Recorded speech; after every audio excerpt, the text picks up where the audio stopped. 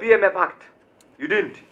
After establishing that the Youth Enterprise Fund irregularly paid out 180 million shillings, it was the turn for the recipient company to appear before the Public Investments Committee.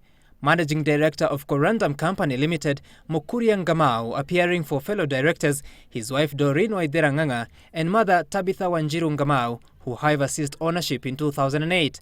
Ngamau admitting that he indeed received the payment. How much was paid to the elite consultant?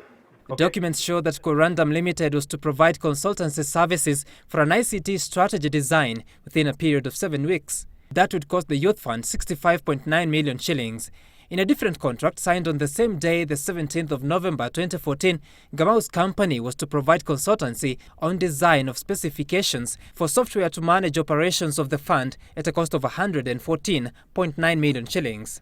Somebody will say you have completed the job in court, that we have contracted you, and therefore this is your completion certificate. Do you have your completion certificate? No, we do not. You do not have a completion certificate? No, we do not. Ngamau told Parliament he secured the tender through direct conversations with the fund's then Chief Executive Officer, Catherine Namuye. The tender was not advertised. Did it dawn on you that what you are about to engage in was a fraudulent process with no tender? You will find that in the letters from the fund, they clearly quote that the board was involved. So it was not a decision by an individual. From what we understand from the letters we have, it was a decision by the board. But the MPs were stunned by Ngamau's claims that he paid a whopping 115 million shillings to an American he has never seen or met for some of the work. Ngamau said he paid the American he identified as Donnie Collins Reeves through his Chase Bank account.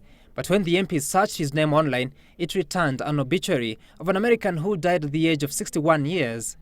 We want that correspondence even of the sending and his address in the United States.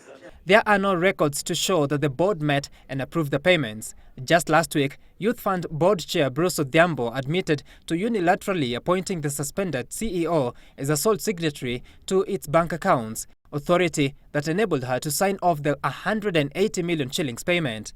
Documents further show that former Devolution Cabinet Secretary Anne Waiguru and Principal Secretary Peter Mangeti were copied in letters suspending the fund's top officials. It is not clear whether the two, who have been at the center of the National Youth Service mega scam, took any action to investigate the officials.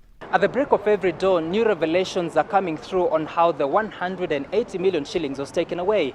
Through the pages of testimony, one thing has been constant, that the due process of law was not followed. At the end of this probe, recommendations for prosecution are expected. Sam Gituku, Citizen TV, Nairobi.